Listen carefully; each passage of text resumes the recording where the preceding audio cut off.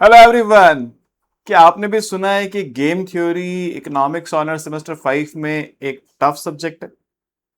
आपको कहा गया है कि गेम थ्योरी को पढ़ना बहुत मुश्किल लगेगा। गेम थ्योरी एक ऐसा सब्जेक्ट है जिसमें न्यूमेरिकल अप्रोच बहुत इंपॉर्टेंट है। बहुत सारे कंसेप्ट्स हैं और उन कंसेप्ट्स के न्यूमेरिकल्स भी हैं। तो गेम थ्योरी को टैकल किया जा सकता है इजीली, मगर उसके लिए आपको एक राइट अप्रोच, सिस्टमैटिक अप्रोच से उसको स्टडी करना होगा।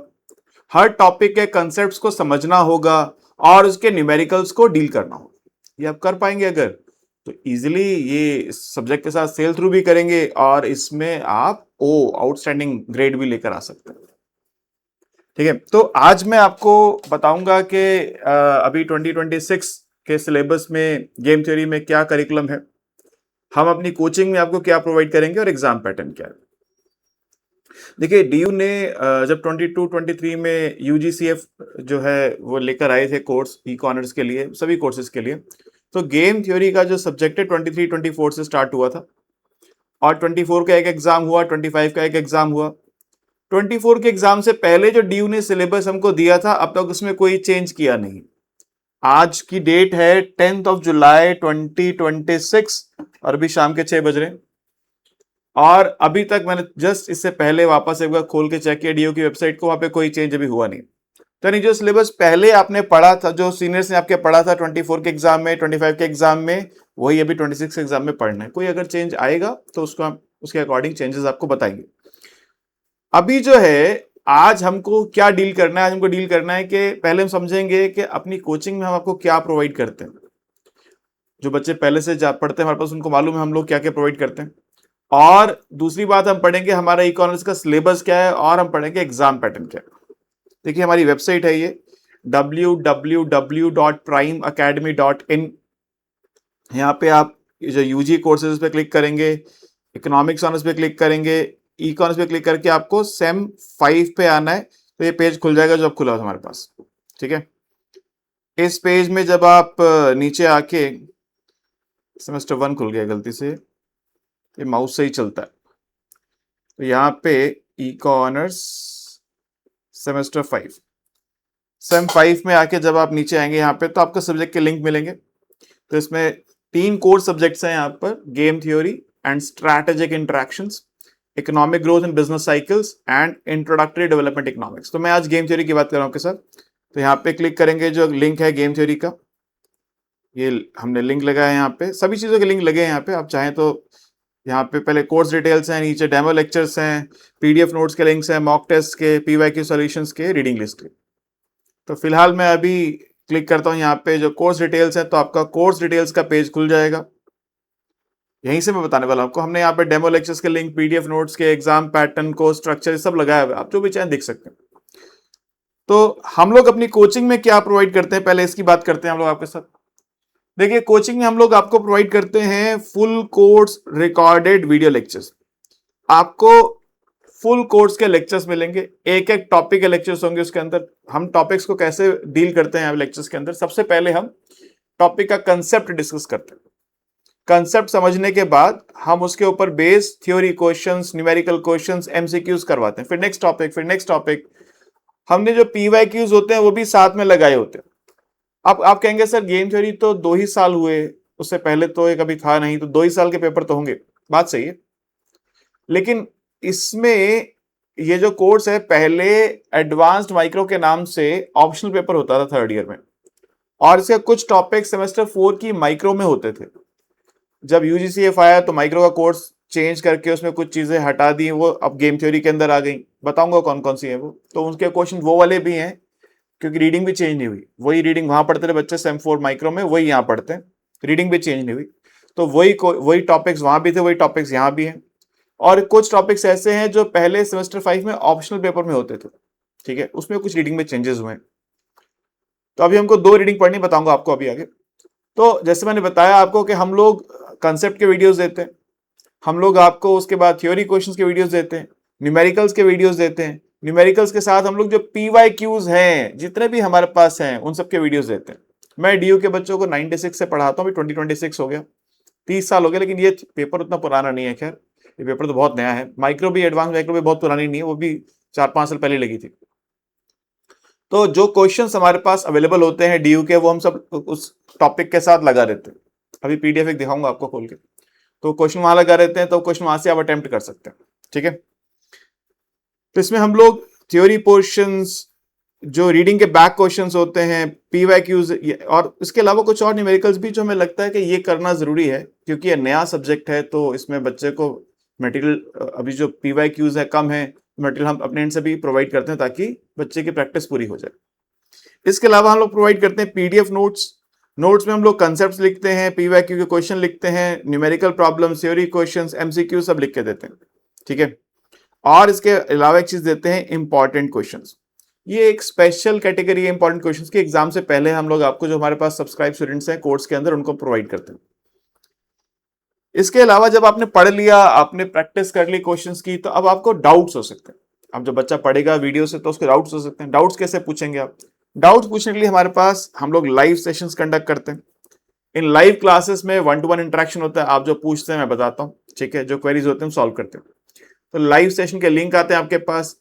जो बच्चा लाइव क्लास डाउट ज्वाइन करना चाहता है ज्वाइन करता है, अपनी क्वेरीज पूछता है, हम आंसर कर देते हैं। साथ में हम लोग यहाँ प्रोवाइड करते हैं ऑनलाइन डिस्कशन फोरम।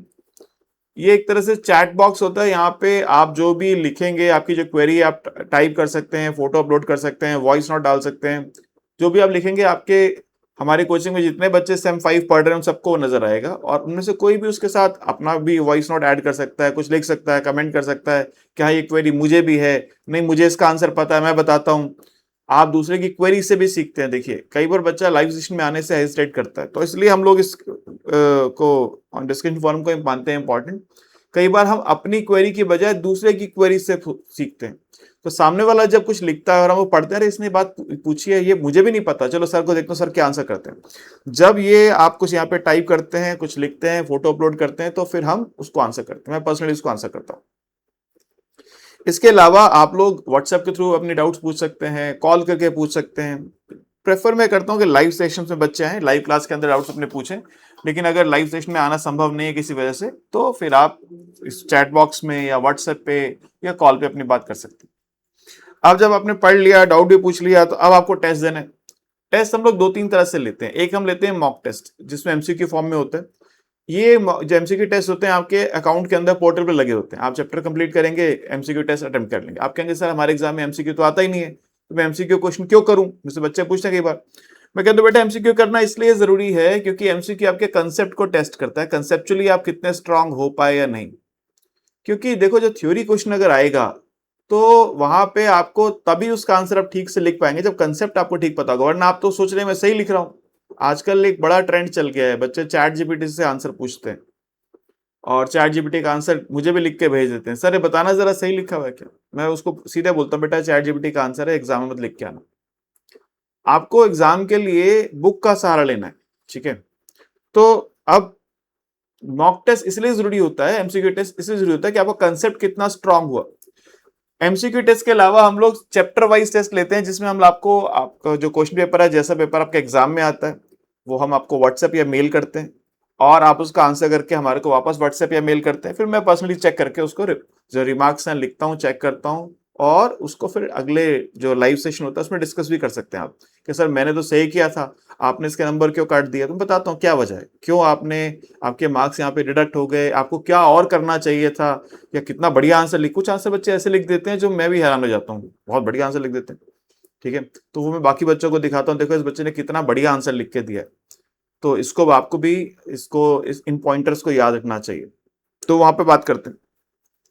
तो इस तरह से हम लोग कंप्लीट एक आपको कॉम्प्रिहेंसिव कोर्स देते हैं, जिसमें पूरा सिलेबस डिटेल में डिस्कस होता है। उसके अलावा कुछ और करने की आपको जरूरत पड़ेगी नहीं, ठीक है? एक चीज तो ये हो गई थी आपकी।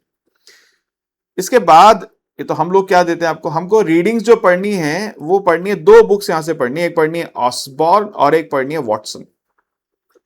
शुरुआत के जो फर्स्ट सेकंड यूनिट है वो ऑसबॉर्न में से पढ़नी है, बाद की सारी यूनिट्स हमको वॉटसन में से पढ़नी है, ठीक है? वॉटसन के चैप्टर बड़े छोटे छोटे होते हैं, छोटा सा एक कंसेप्ट लेता है, उसका एक चैप्टर बनाता है, फिर अगला कंसेप्ट लेता है, उसका चैप्टर बनाता है। वॉटसन के क्वेश्चंस ट्रिकी होते हैं, ऑसबॉर्न के क्वेश्चंस आसान होते हैं, वॉटसन के क्वेश्चन ट्रिकी होते हैं। हमने वो सब क्वेश्चन सॉल्व करके वीडियोस में आपको दिए, वॉटसन के जितने बैक क्वेश्चन है सब सॉल्व कर दिए, वीडियोस में आपके पास अवेलेबल है। मेरी एडवाइस बच्चों को ये रहती है कि वीडियोस में क्वेश्चंस तो हैं, आपने कंसेप्ट पढ़ लिया, कुछ क्वेश्चंस पढ़ लिए, फिर कुछ खुद से ट्राई करो, ना होने पर वीडियो देखो, समझना है तो डाउट क्लास में आके डिस्कस करो, ठीक है। तो 2 रीडिंग्स हैं, ये रीडिंग्स के पीडीएफ गूगल पे इजीली अवेलेबल है, आप गूगल पे जाएंगे आपको इजीली मिल जाएंगे इनके पीडीएफ। आप रीडिंग परचेज करना चाहें परचेज कर सकते हैं, गूगल से डाउनलोड करना चाहें गूगल से डाउनलोड कर सकते हैं, ठीक है। ये रीडिंग लिस्ट है यहाँ पे, ये जो डीयू ने हमको प्रोवाइड की है, जिसमें मैंने बताया आपको ना कि ये 2024 16 मई 2024 को जो रीडिंग लिस्ट आई थी उसमें कोई चेंज अभी हुआ नहीं है। जब होगा तो अकॉर्डिंगली हम भी आपको बताएंगे क्या क्या चेंजेस हुए, अभी कोई चेंज हुआ नहीं है, ठीक है। मैंने डेट आपको आज की बता दी है। ये डेमो लेक्चर्स यहाँ लगे हुए हैं, आप इनको एज अ डेमो लेक्चर यहाँ पे देख सकते हैं। अभी यहाँ पे 25 के क्वेश्चंस ऐड हो जाएंगे, 25 के क्वेश्चंस 2025 के क्वेश्चंस एक दिन में हम लोग ऐड करना स्टार्ट करेंगे यहाँ पे। तो 24 के ऐड होंगे, 25 के ऐड होंगे, कुछ क्वेश्चंस ऐड होते हैं, बाकी जो सब्सक्राइब स्टूडेंट्स उनको मिलते हैं। स्टार्टिंग के 1-2 क्वेश्चन हम यहाँ लगा देते हैं ताकि बच्चा एक बार पढ़ के देख सके कि हाँ मैं सर से समझ पा रहा हूँ या नहीं। डेमो लेक्चर्स भले मैं 96 से पढ़ाता हूँ, बच्चों को कहकर सर मैं तो आपसे पहले डेमो क्लास लूंगा, लेना भी चाहिए, ठीक है। डेमो लेक्चर्स यहाँ लगे, आप देखिए, कोई इशू है तो मैं डिस्कस कर लीजिए मेरे साथ। यहाँ पे पीडीएफ का डेमो लगा हुआ है, जो हम लोग आपको पीडीएफ प्रोवाइड करते हैं, आप क्लिक करेंगे पीडीएफ खुल जाएगा, ठीक है। उसमें आप देख सकते हैं हम लोग आपको पहले थ्योरी का पार्ट प्रोवाइड करते हैं, उसके बाद जो एक्सरसाइज है, थ्योरी क्वेश्चन, मेडिकल क्वेश्चन सब हम प्रोवाइड करते हैं यहाँ पे, ठीक है। ये पीडीएफ आप यहाँ से देख सकते हैं। डेमो भी एक हमने एक क्विज दिया हुआ है इस तरह के, जैसे हमने कहा था एमसीक्यू टेस्ट हम लोग प्रोवाइड करते हैं, आपके पोर्टल पर लगे होते हैं। एक क्विज हमने यहाँ पे रखा है, जो अभी सब्सक्राइब नहीं किए जिन्होंने, वो लोग यहाँ से अटेम्प्ट कर सकते हैं। आप इसे क्लिक करेंगे, अपने कुछ डिटेल से एंटर करेंगे, क्विज स्टार्ट करेंगे, क्विज स्टार्ट हो जाएगा एमसीक्यू फॉर्म में। इस तरह के हर चैप्टर के क्विज आपको, हर चैप्टर के एमसीक्यू टेस्ट आपको आपके पोर्टल के अंदर मिलते हैं, राइट। अब ये एग्जाम पैटर्न जो है, एग्जाम पैटर्न देखो भाई, ये जो लिखा है यहाँ पे, यूनिट 1 20 मार्क्स 20%, यूनिट 2 20%, 3 20%, 4 20%, 5 20%, इसको डीयू ने फॉलो नहीं किया। अभी बताऊंगा मैं आपके एग्जाम पैटर्न में, इसको डीयू ने फॉलो नहीं किया, ठीक है। ये जो इक्वल वेटेज वाली बात लिखी है, अब 2 साल के एग्जाम हमारे पास है, 2024 का 2025 का, इसको फॉलो नहीं कर रखा है। बताऊंगा एग्जाम पैटर्न में क्या होता है। एग्जाम पैटर्न में हो ये रहा है कि पहले एक सेक्शन ए आता है, सेक्शन ए जो है उसमें 30 मार्क्स का क्वेश्चन पूछता है आपसे, उसमें 2 क्वेश्चन होते हैं। फर्स्ट क्वेश्चन 1A 20 मार्क्स का, 1B 10 मार्क्स का। उसके बाद सेक्शन बी आता है, सेक्शन बी में आपके पास 5 क्वेश्चन है और कहता है डू एनी 3, क्वेश्चन 2 से क्वेश्चन 6 तक there are 5 questions and it asks you to do attempt any 3 questions. वो 20 मार्क्स ईच के क्वेश्चन होते हैं, यानी सेक्शन ए में एक क्वेश्चन हो गया 30 मार्क्स का, सेक्शन बी में आपको 3 आउट ऑफ 5 करने हैं और वो 20 मार्क्स ईच हैं। तो 20 इंटू 3 60 मार्क्स यहाँ हो गए, 30 मार्क्स यहाँ हो गए, 90 मार्क्स का पेपर हो गया आपका।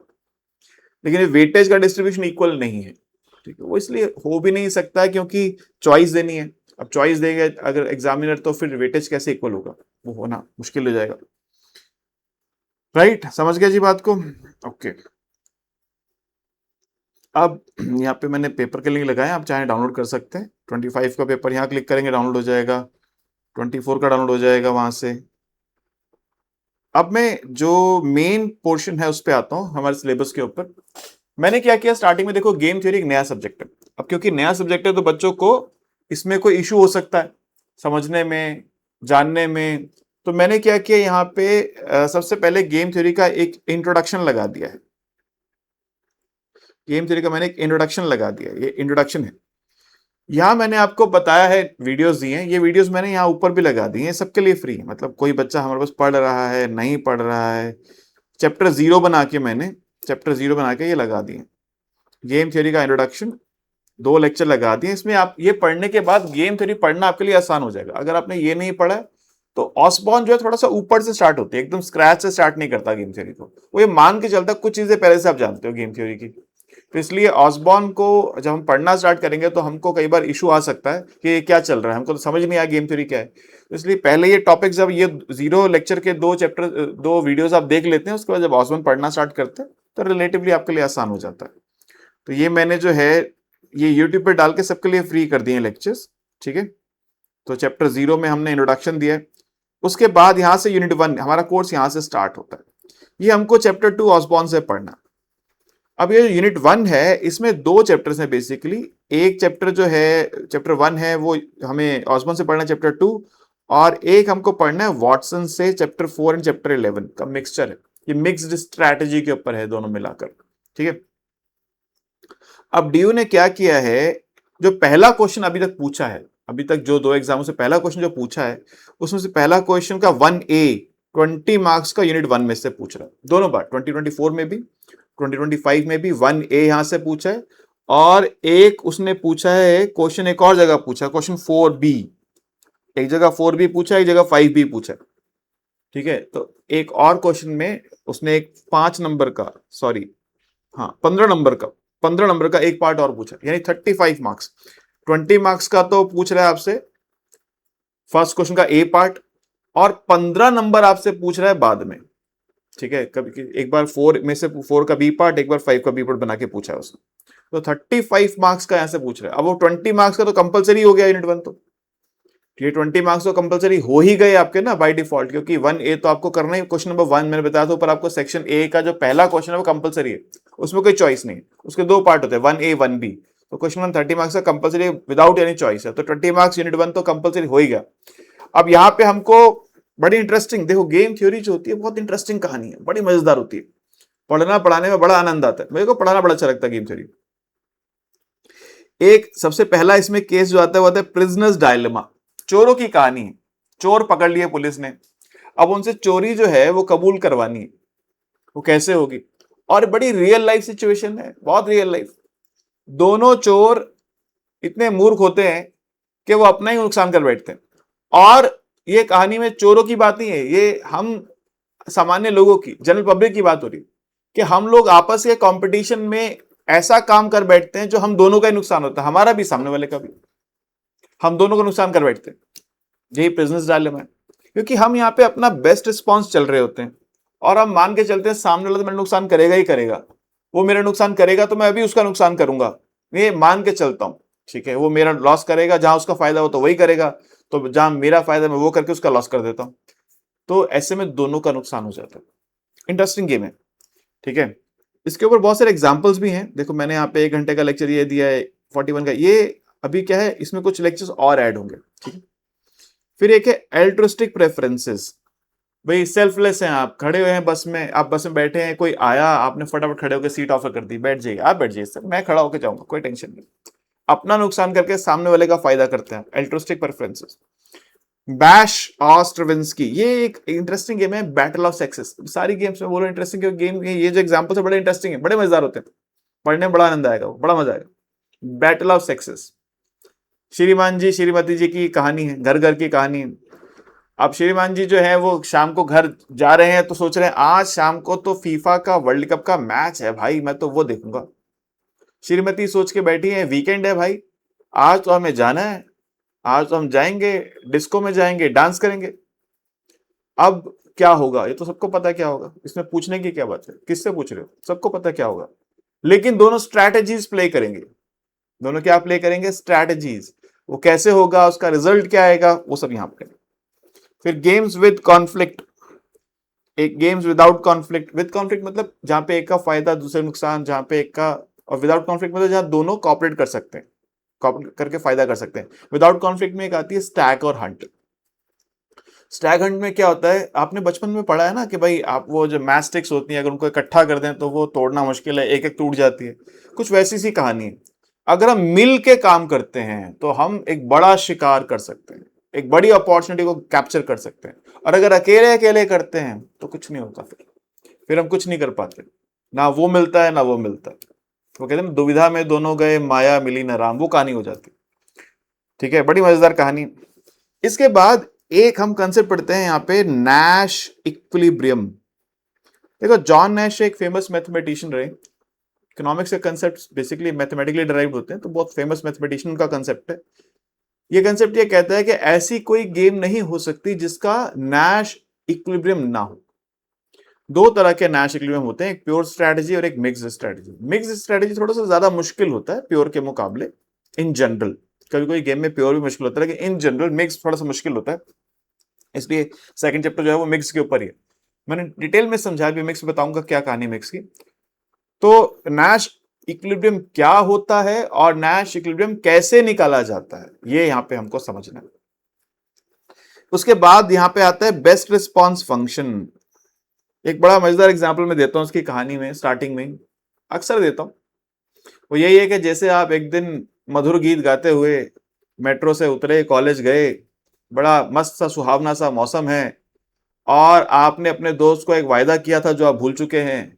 जैसे ही कॉलेज में आपने प्रवेश किया, आपका दोस्त सामने से आया, उसने आव देखा ना ताव, और आपके दाहिने गाल पे अपना बायां हाथ जड़ दिया। ऐसे ही होगा ना?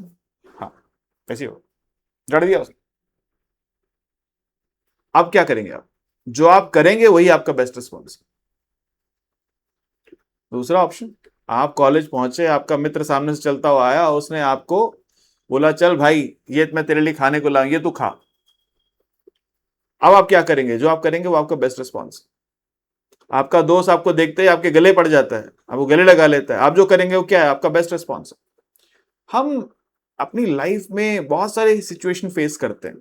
आपके प्रोफेसर ने बोला आज टेस्ट है, आप क्लास में घुसे, बोला टेस्ट है, अब आप क्या करेंगे? पढ़ के तो गए नहीं हम। जो करेंगे वो क्या है? आपका बेस्ट रिस्पॉन्स।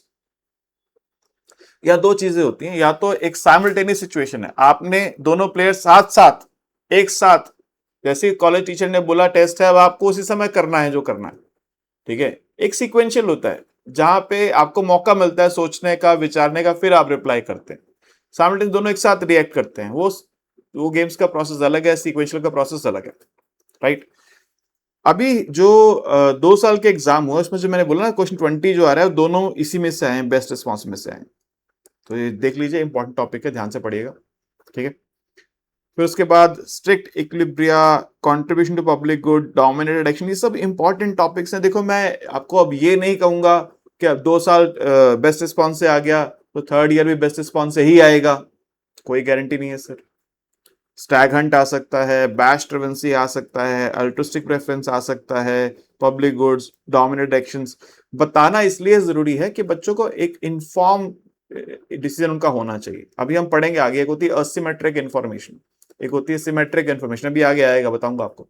तो मैं आपको सिमेट्रिक इन्फॉर्मेशन पे लेके जाना चाहता हूँ, जब पे आपको सब कुछ पता हो, फिर आपका डिसीजन होगा कि आप किस पे ज्यादा फोकस करेंगे, किस पे कम फोकस करेंगे। तो ये जो आपने देखा चैप्टर है, इसमें दोनों बार 20 नंबर का क्वेश्चन यहां से आया है, ठीक है। बहुत ध्यान से इसको पढ़िएगा, हम डिटेल में हमने पढ़ाया है इसको। इसके बाद आता है मिक्स्ड स्ट्रैटेजी नैश इक्विलिब्रियम। देखो आपसे कहा जाए सर, आपको आपको एप्पल्स पसंद है या ऑरेंजेस पसंद है, आपने सीधा ही पूछते ही बोल दिया मेरे को तो एप्पल्स पसंद है भाई, मैं तो एप्पल्स कंज्यूम करता हूँ। ऑरेंज ठीक है but I like apples any day, apples are my favourite fruit, ठीक है। तो आपने सीधा एप्पल्स बोल दिया, ये क्या आपका प्योर स्ट्रैटेजी नैश इक्विलिब्रियम। लेकिन अगर आपसे पूछा है एप्पल्स पसंद है ऑरेंज, तो आप कहते हैं depends, sometimes Apple sometimes oranges, you can call it 60-40। I like 60% times I like apples, 40% times I like oranges. Now you are quoting probabilities. You are not quoting the actual result. You are quoting the probability. So in mixed strategy, what we obtain is we obtain the probabilities of the players at the equilibrium. What is the probability that the player 1 will play this thing or player 1 will play that thing, and what is the probability that player 2 will play this thing and player 2 will play that thing, and this is more realistic. Reality, real life ऐसी ही होती है, real life हमेशा ऐसी होती है। आप देखिए, आप जब एक क्रिकेट मैच खेल रहे हैं, चलिए कोई बात नहीं, देख लेते हैं, अभी खेलेंगे बाद में। आप क्रिकेट मैच देख रहे हैं, बॉलर बॉल करने के लिए भाग रहा है। अब जब बॉलर बॉल करने के लिए भाग रहा है तो वह क्या क्या हो सकता है, ये तो आपको पता है क्या क्या हो सकता है। ऐसा हो सकता है कि उसकी बॉल वाइड चली जाए, ऐसा हो सकता है उसकी बॉल नो बॉल हो जाए, ऐसा हो सकता है उसकी बॉल पे बैट्समैन कोई रन ना ले, ऐसा हो सकता है उसकी बॉल पे बैट्समैन 1 रन ले ले, 2 रन ले ले, 3 रन ले ले, 4 कर दे, 6 कर दे, आउट हो जाए। ये सब ऑप्शंस है, इनमें से क्या होगा ये मुझको नहीं पता, लेकिन मैं एक प्रोबेबिलिटी फाइंड कर सकता हूं कि भाई ये होने का ये चांस है, ये अरे बहुत डेंजरस बॉलर है तो अक्सर पहली गेंद पे आउट करता है, most of the time first ball पे विकेट लेता है ये तो, ठीक है। अब वो आजकल एक प्लेयर चला है अभिषेक शर्मा, उसका क्या होता है, फर्स्ट बॉल पे 6 मारता है। अरे मोस्ट ऑफ द टाइम ये तो फर्स्ट बॉल पे 6 मारता है भाई, ये तो 6 ही मारेगा, ज्यादा चांस इसी बात का, 90% चांस है 6 मार देगा ये तो हम जब प्रोबेबिलिटीज फाइंड करते हैं, रियल लाइफ में हमेशा प्रोबेबिलिटीज ही हम लोग फाइंड करते हैं, एक्चुअल रिजल्ट पे हम लोग कभी नहीं पहुंच पाते हैं, ठीक है। तो ये मोर रियलिस्टिक है, ये एक मोर रियलिस्टिक सिचुएशन, ठीक है। इसका भी क्वेश्चन आता है, वो जो 15 नंबर का क्वेश्चन है वो यहीं से आता है, मिक्स स्ट्रेटेजी वाला। समझ गया जी बात को, क्लियर है? तो ये वॉटसन से पढ़ना है। इसके बाद यूनिट 2 जो है, ये यूनिट 2 पहले सेमेस्टर 4 की माइक्रो में होती थी, extensive games with perfect information. देखो परफेक्ट इंफॉर्मेशन को समझना जरा। परफेक्ट इंफॉर्मेशन ये है कि आप दोनों टीम्स के प्लेयर्स जब ग्राउंड पे जाते हैं तो विकेट आप दोनों के सामने, आप दोनों विकेट को देख रहे हैं। विकेट कैसी आप दोनों देख सकते हैं, इंस्पेक्ट कर सकते हैं। पूरी तरह सबको पता है कि विकेट सॉफ्ट है, हार्ड है, क्रैक्ड है, उस कैसी प्ले करेगी, बहुत बाउंस करेगी। दोनों टीम्स के कैप्टन, दोनों टीम के प्लेयर विकेट को देख के अंदाजा लगा सकते हैं। दोनों को उतनी ही बात पता है, किसी को कम किसी को ज्यादा नहीं पता। ये परफेक्ट इंफॉर्मेशन, ठीक है। इम्परफेक्ट इंफॉर्मेशन वो होती है जहां पे किसी एक कैटेगरी को, किसी एक प्लेयर को ज्यादा बातें पता होती हैं दूसरे कैटेगरी, दूसरे प्लेयर से। वो इम्परफेक्ट इंफॉर्मेशन होती है, उसको असिमेट्रिक इंफॉर्मेशन भी बोलते हैं। आप जैसे आप अपनी कार बेचने जा रहे हैं, तो आपकी कार का क्या बिहेवियर है, आपकी कार के क्या फीचर्स हैं, आपके कार के क्या प्लस हैं, क्या माइनस है, आपको अच्छे से पता है। लेकिन जो बायर है उसको नहीं पता। एक मिस्टर एक्स है जो बैंक से लोन लेने गए हैं। मिस्टर एक्स को पता है कि मैं लोन वापस करूंगा कि नहीं करूंगा, अच्छे से जानते हैं। कर पाऊंगा कि नहीं कर पाऊंगा एक बात होगी, करूंगा कि नहीं करूंगा दूसरी बात होगी, सब कुछ उनको पता है। बैंक ये तो चेक कर सकता है कि ये कर पाएगा कि नहीं कर पाएगा, उसकी पेइंग कैपेसिटी तो बैंक चेक कर लेगा। लेकिन वो लोन वापस करने की इच्छा रखता है या नहीं रखता, ये बैंक कैसे चेक करेगा? यहाँ पे असिमेट्रिक इंफॉर्मेशन, एक के पास ज्यादा इंफॉर्मेशन, एक के पास कम इंफॉर्मेशन। दोनों सिचुएशन में पढ़ने वाले हैं। पहला यूनिट 2 में जो आ रहा है वो परफेक्ट इंफॉर्मेशन है। दोनों पार्टीज को सब कुछ पता है, ठीक है।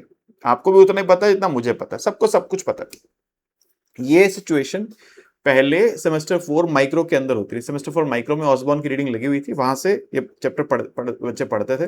चैप्टर 5 पढ़ना है ऑसबॉर्न से हमको। यहाँ पे इसमें हमको पढ़ना है एक्सटेंसिव फॉर्म होती है गेम्स की, ट्री डायग्राम बनता है उसमें। एक्सटेंसिव फॉर्म कैसे बनेगी? एक्सटेंसिव फॉर्म में फिर हम एक यूज करते हैं बैकवर्ड इंडक्शन मेथड, और उस बैकवर्ड इंडक्शन मेथड में निकालते हैं सब गेम परफेक्ट इक्विलिब्रियम। हम यूज करते हैं बैकवर्ड इंडक्शन मेथड और उसे निकालते हैं सब गेम परफेक्ट इक्विलिब्रियम, ठीक है। इसका एक क्वेश्चन हर बार आता है, आपको मैंने बताया जैसे भी 20% उन्होंने बोला था यूनिट 1 में, तो वो क्राइटेरिया लगा नहीं, मगर इसका एक क्वेश्चन यूनिट 2 का 20 मार्क्स का हर बार आ रहा है। यूनिट 2 का 24 में भी क्वेश्चन आया था 20 मार्क्स का, यूनिट 25 में भी क्वेश्चन आया था 20 मार्क्स का। तो यहाँ पे आपको सब गेम परफेक्ट इक्विलिब्रियम आना चाहिए और आपको बैकवर्ड इंडक्शन मेथड आना चाहिए, ठीक है। ये टॉपिक आपको डिटेल में आना चाहिए, इसी का क्वेश्चन वो पूछता है आपसे। आसान है, मुश्किल नहीं है। लेकिन हर तरह के न्यूमेरिकल्स आपको करने होंगे सर, बिना उसके नहीं होगा। इसके बाद आती है यूनिट 3, ये है टॉपिक्स फ्रॉम इंडस्ट्रियल ऑर्गेनाइजेशन, ठीक है। एक हम इंडस्ट्रियल इकोनॉमिक्स पढ़ते हैं, बेसिकली उसके अंदर है ये टॉपिक्स। इसमें हम पढ़ते हैं क्या ओलिगोपॉली क्या होती है, डुओपॉली क्या होती है, कुर्नॉट्स मॉडल, बर्ट्रैंड्स मॉडल, स्टैकलबर्ग मॉडल, ठीक है। इनके क्वेश्चंस आ जाते हैं एग्जाम में। ये भी पहले सेमेस्टर 4 की माइक्रो में होता था, मगर तब जो है ये वॉटसन से नहीं पढ़ते थे, तब ये हम किसी दूसरी बुक से पढ़ते थे। बुक चेंज हो गई है, ठीक है, बुक चेंज हो गई है, तो हम इसको पढ़ते रहे निकोलसन स्नाइडर से। अभी हम इसको पढ़ रहे हैं ऑसबॉर्न से। तो ये सब मॉडल्स पढ़ने हैं, ओलिगोपॉली क्या है, डुओपॉली क्या है, कुर्नॉट्स मॉडल क्या है, बर्ट्रैंड मॉडल क्या है, स्टैकलबर्ग मॉडल क्या है। एक होता है इलेक्टरल कंपटीशन, भाई कांग्रेस है, बीजेपी है, आम आदमी पार्टी है, this party that party, electoral competition है, तो एक दूसरे के against strategies, counter strategies play करके जीतना है। इसमें एक हॉटलिंग्स मॉडल होता है, बहुत इंटरेस्टिंग है, थोड़ा सा मुश्किल होता है, इसको ध्यान से पढ़ेगा। हॉटलिंग्स मॉडल थोड़ा सा ट्रिकी होता है, यहाँ बच्चे अटकते हैं, तो उसको बहुत हमने डिटेल में पढ़ा है ऑब्वियसली, मतलब इसमें तो कहने वाली बात नहीं। हॉटलिंग्स मॉडल थोड़ा ध्यान से पढ़िएगा। ये आसान है, कुर्नॉट्स आसान है, बर्ट्रैंड आसान है, स्टैकलबर्ग आसान है, एक प्राइस लीडरशिप होती है वो आसान है, ये आसान आसान है। इसका कुछ वैसे कुर्नॉट का कुछ ना आया हुआ है, बर्ट्रैंड का इसका आया नहीं है, लेकिन आ सकता है। 2 ही पेपर हुए ना अभी तो। पहले ये हॉटलिंग्स बीच के नाम से होता था माइक्रो के अंदर, हॉटलिंग्स बीच, और इसका क्वेश्चन जब एग्जाम में आ जाता था बच्चे घबरा जाते थे बेचारे, क्या करें, मुश्किल लगता था ये वाला टॉपिक बच्चों को। उतना मुश्किल है नहीं, लेकिन ये क्योंकि माइक्रो का सिलेबस बहुत बड़ा था, उसमें से एक टॉपिक ये पढ़ना, सब कुछ पढ़ना याद रखना मुश्किल लगता था, मगर आसान होता है, बहुत मुश्किल नहीं होता, मगर थोड़ा सा ट्रिकी है, इसको ध्यान से पढ़ना पड़ेगा आपको। रिलेटिवली कुर्नॉट आसान है, बर्ट्रैंड आसान है, स्टैकलबर्ग आसान है, वो आसान है अगर आ जाए तो। अभी तक तो वही आए ये, लेकिन हॉटलिंग्स मॉडल आ जाए तो मैं इसको डिनाई नहीं कर सकता। यूनिट 3 में 2 क्वेश्चन पूछे उसने दोनों बार, एक 20 मार्क्स का, एक 5 मार्क्स का। एक क्वेश्चन 20 का मैंने कहा था ना, एक क्वेश्चन जो 15 नंबर का आया था ऊपर यूनिट 1 में, तो उसके साथ 5 नंबर का क्वेश्चन एक और भी था, वो यूनिट 3 का था। ठीक है, तो 2 बार क्वेश्चन, हर दोनों बार 2-2 क्वेश्चन आए, एक 20 मार्क्स का, एक 5 मार्क्स का। ठीक है, तो 25 मार्क्स की वेटेज इसमें आ रखी है। अब आप कहेंगे टोटल वेटेज तो ऐसे 130 हो जाएगी, मगर क्योंकि क्वेश्चन एक्स्ट्रा है ना भाई, सेक्शन बी में 5 क्वेश्चन है, 3 करने हैं, तो 100 मार्क्स है वहां पर, आपको वहां से 60 अटेम्प्ट करना है खाली, तो 40 मार्क्स एक्स्ट्रा है ही हमारे पास। इसमें एक ये कंसेप्ट है ऑप्शंस का, 5 नंबर का क्वेश्चन ऑप्शंस का आता है, दोनों बार ऑप्शंस का आया 5 नंबर का क्वेश्चन। ऑप्शंस आपको पता है वो बोली लगाते हैं ना, जैसे पुराने जमाने में फिल्में होती थी, वहां पे फिल्मों में ऑप्शन चल रहा है, हीरो बेचारा, उसके फादर का बिजनेस फ्लॉप हो गया, या विलन ने फादर को कुछ कर दिया, और अब उसका घर जो है बिक रहा है, बोली लगा रहे हैं 5 लाख, 7 लाख, 8 लाख, 10 लाख, ऐसे ऑप्शंस चल रही हैं। तो ऑक्शनिंग प्रोसेस क्या होती है समझेंगे हम लोग। First sealed, second sealed, first bid, second bid, और ये प्रोसेस इंपॉर्टेंट है। ठीक है, वो जो सेकंड बिड वाला प्रोसेस है थोड़ा सा मुश्किल है भाई, पहले बता देता हूँ, लेकिन एग्जाम में नहीं आया अभी तक, वो आ सकता है। दोनों क्वेश्चंस, दोनों टॉपिक्स कोर्स का पार्ट है, एग्जाम में फर्स्ट बिड वाला आया सिर्फ, वो आसान है, सेकंड बिड वाला मुश्किल होता है, वो अभी आया नहीं, आ सकता है, ध्यान से पढ़िएगा। इसमें हॉटलिंक थोड़ा ध्यान से पढ़िएगा, ऑप्शन ध्यान से पढ़िएगा, ऑप्शन क्वेश्चन हर बार आया हुआ है। एक अल्टीमेटम गेम भी है, ये आया नहीं है लेकिन आ सकता है अल्टीमेटम गेम भी, राइट। ये भी थोड़ा सा ट्रिकी सब्जेक्ट है, ट्रिकी टॉपिक है। ये आसान है, कुड नॉट, बट, ट्रेंड, ये सब आसान है, ये तो एकदम केक वॉक की तरह है। ये आपको ऐसा लगेगा अरे बहुत बढ़िया, तो आइए आ जाए, लेकिन अब तक यही आए। अब देखो, जब एग्जाम नया होता है ना, सब्जेक्ट नया होता है, तो इनिशियली एग्जामिनर कोशिश करता है कि बहुत मुश्किल टॉपिक्स को टच ना करे, लेकिन ग्रेजुअली गोइंग फॉरवर्ड मुश्किल टॉपिक्स भी आएंगे, कभी ना कभी तो आएंगे ही आएंगे, ऐसा तो नहीं कभी नहीं आएंगे, तो उसके लिए आपको प्रिपेयर्ड रहना पड़ेगा। अब यहां से जो यूनिट 4 है, सबसे बड़ी यूनिट यही वाली है, मतलब इसमें सबसे ज्यादा चैप्टर्स है, मगर आप कहेंगे चैप्टर्स ज्यादा है, तो वो चैप्टर हैं छोटे छोटे, और यहां पे हम पढ़ेंगे इम्परफेक्ट इंफॉर्मेशन या incomplete information, random events and incomplete information, ये पढ़ने वाले हम यहाँ पे। भाई आपको ज्यादा पता है, मुझे कम पता है, आप कार बेच रहे हैं, आपको अपनी कार के बारे में सब कुछ पता है, उसके प्लस क्या है, माइनस क्या है, सब बात आप जानते हैं, मैं नहीं जानता हूं। एक आदमी बैंक से लोन लेने गया है, वो इस बात को जानता है कि लोन वापस करेगा कि नहीं करेगा, बैंक को नहीं पता है कि लोन वापस करेगा कि नहीं करेगा। बैंक तो बस खाली पेइंग कैपेसिटी चेक कर सकता है, इंटेंशन तो चेक कर नहीं सकता। ठीक है, तो ऐसे में क्या होगा, यहां पे एक ये क्वेश्चन आता है, एक्सटेंसिव फॉर्म से नॉर्मल फॉर्म बनाना। यहां बच्चे अक्सर उलझ जाते हैं, इसमें एक बच्चों को दुविधा रहती है। देखो यहाँ पे क्या है, जब हम एक्सटेंसिव फॉर्म से नॉर्मल फॉर्म बनाते हैं, तो 2 मैंने बताया गेम्स हैं, एक है साइमल्टेनियस गेम, जब दोनों प्लेयर्स को एक साथ फैसला करना है। देखो आप वो गेम खेलते हैं stone paper scissor, stone paper scissor जो गेम है, वहां पे दोनों प्लेयर्स को एक साथ चूज करना है कोई एक ऑप्शन। ऐसा तो नहीं हो सकता ना कि एक प्लेयर पहले चूज कर ले, दूसरा बाद में, अगर पहले वाला स्टोन करे दूसरा पेपर कर लेगा अपने आप हराने के लिए उसको। ठीक है, पहले वाले ने अगर सीजर लिया, दूसरा वाला स्टोन ले लेगा, तो ये तो नहीं हो सकता ना। इस गेम में दोनों प्लेयर्स को एक साथ मूव करना है, ये साइमल्टेनियस गेम, एक सीक्वेंशियल गेम होती है, जैसे चेस है। आप प्लेयर 1 जो है पहले एक मूव चलेगा, प्लेयर 2 उसके मूव को वॉच करेगा, ऑब्जर्व करेगा, डिसाइड करेगा, फिर अपना मूव चलेगा। तो जब एक के बाद एक चलते हैं वो सीक्वेंशियल गेम है, और जब एक साथ चलते हैं तो वो साइमल्टेनियस गेम। अब जब हमको एक्सटेंसिव फॉर्म से नॉर्मल फॉर्म बनाना, नॉर्मल फॉर्म मैट्रिक्स फॉर्म में होती है, एक्सटेंसिव फॉर्म ट्री डायग्राम होता है।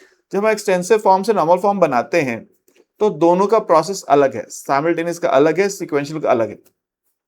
देखो यही पेपर था ना, हाँ शायद यही है, जरा ये क्वेश्चन आया था, ये क्वेश्चन आया हुआ है इसमें शायद,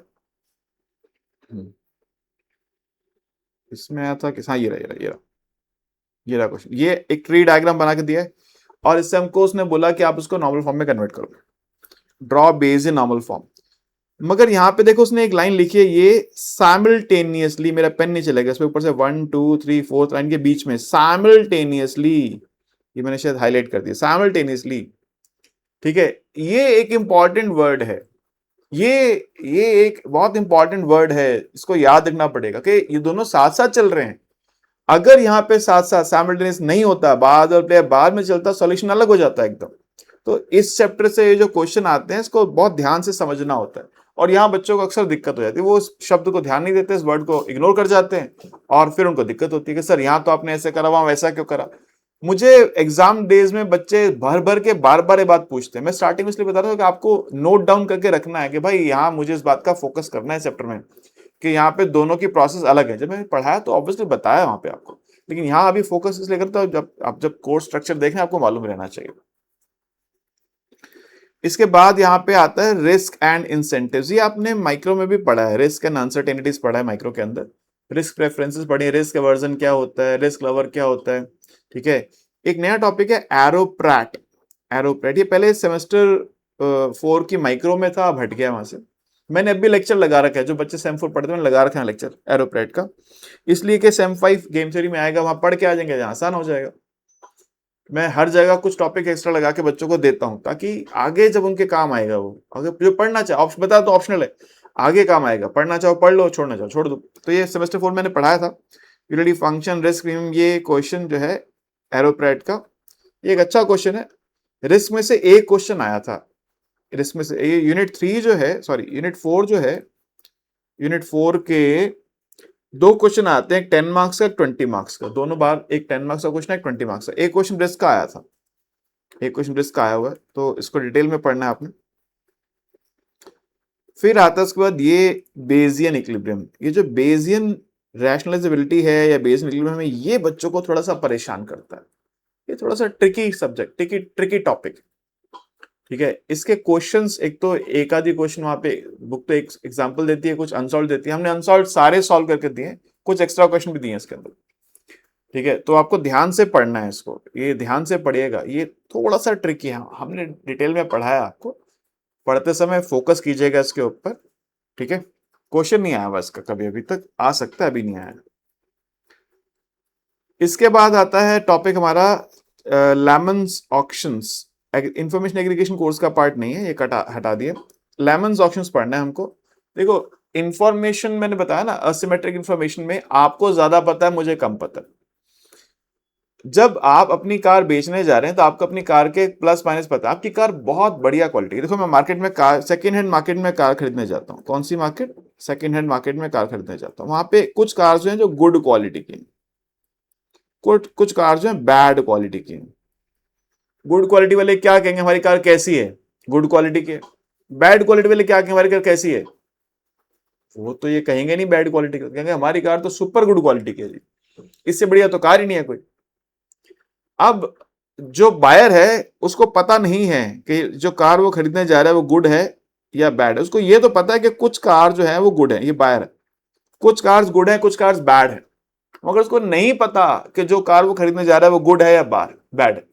जो बैड कार्स हैं या बैड ऑप्शंस, उनको बोलते हैं कि हम लेमन्स, स्लैंग लैंग्वेज है, उसको बोलते हैं लेमन्स।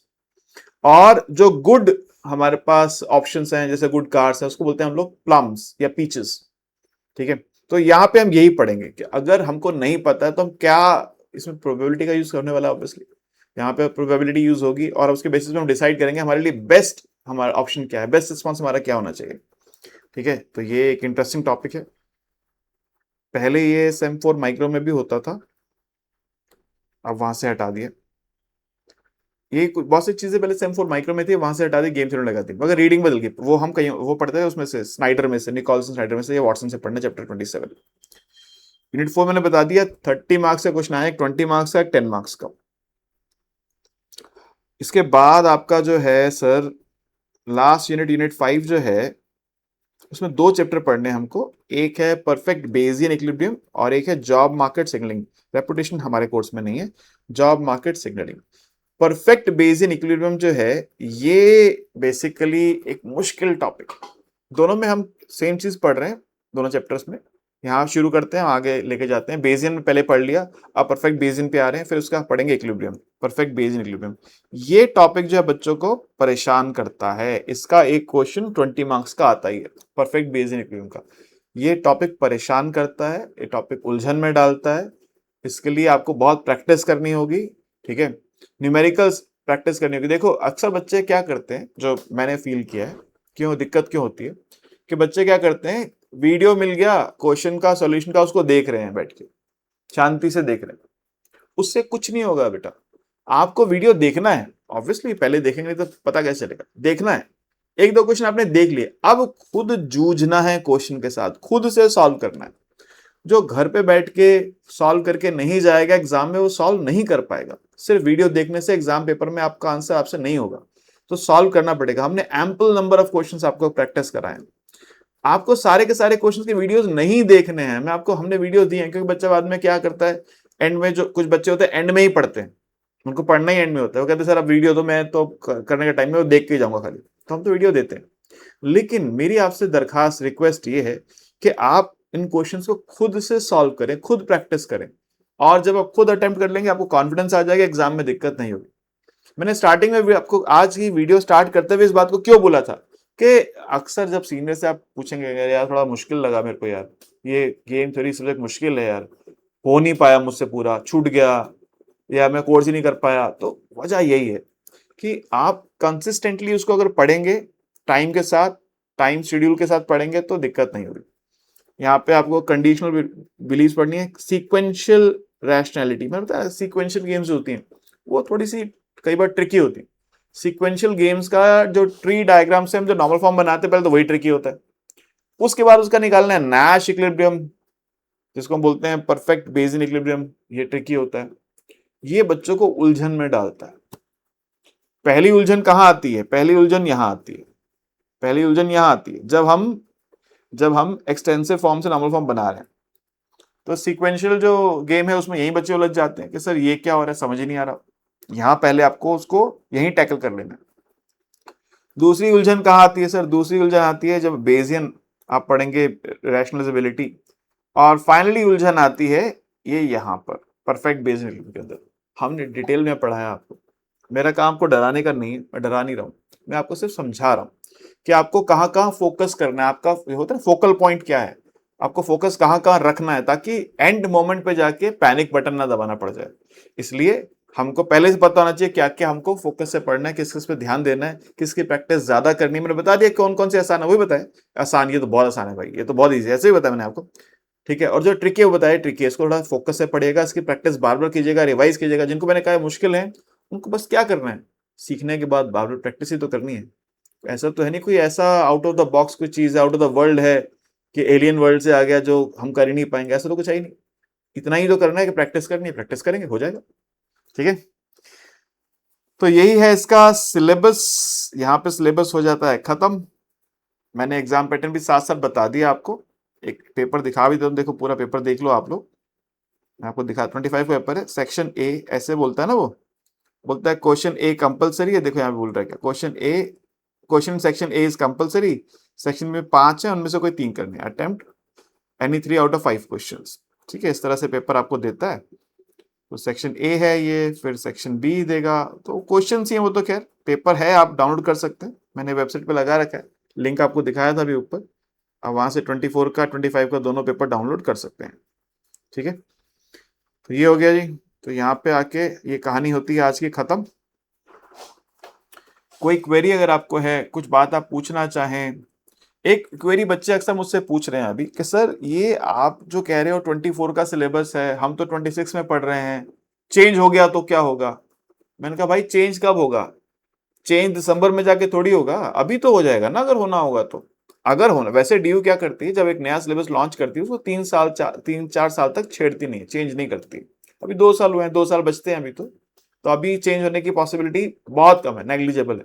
फिर भी अगर हो जाएगा तो हम कहीं चले थोड़ी गए, आपको बताएंगे, अकॉर्डिंगली हमारे जो लेक्चर्स उनको चेंज करेंगे, ठीक है। तो और जो नया कोर्स आएगा, अगर आएगा तो नया कोर्स आएगा तो उसके अकॉर्डिंग आपको बताएंगे। अभी जिसमें बताया आज 10 जुलाई है, अभी ऑलमोस्ट 6:40 के आसपास हो गया टाइम, तो 40 मिनट हो गए लेक्चर बनाते हुए। तो जो है पॉइंट यही है कि आप जो है उसमें घबराने की जरूरत नहीं है, पढ़ना स्टार्ट कीजिए, और जो चेंजेस आएंगे आने का चांस मैंने बताया बहुत कम है, बहुत रिमोट चांस है कोई चेंज आ जाए। अभी तो नया सिलेबस आया है, क्योंकि अभी तो बहुत कुछ पूछा ही नहीं इसमें से, डीयू ने एग्जाम में ही नहीं पूछ पाया, अभी तो 2 ही तो पेपर हुए हैं, बहुत कुछ ऐसा जो पूछ ही नहीं पाया अभी तो अभी तो बहुत कुछ पूछना है, तो हटाने का तो चांस अभी है ही नहीं। तो इसलिए निश्चिंत होकर पढ़िए, ठीक है, पढ़ना शुरू कीजिए, पढ़िए, और कोई क्वेरी हो, कोई बात आपको पूछनी हो तो ऊपर जो है, ऊपर भी मेरा नंबर चल रहा है, नीचे भी देखिए यहाँ पे मेरा नंबर लिखा हुआ है, आप मुझे कॉल कर सकते हैं, व्हाट्सअप कर सकते हैं, जो पूछना चाहे पूछ सकते हैं, डिस्कस कर सकते हैं, घबराइए नहीं। ठीक है, इस बात पे मत ध्यान दीजिए कि किसी ने कह दिया कि बहुत ट्रिकी है, बहुत मुश्किल है। पढ़ेंगे, समझेंगे, हो जाएगा। Right, okay, thank you, goodbye, take care, bye.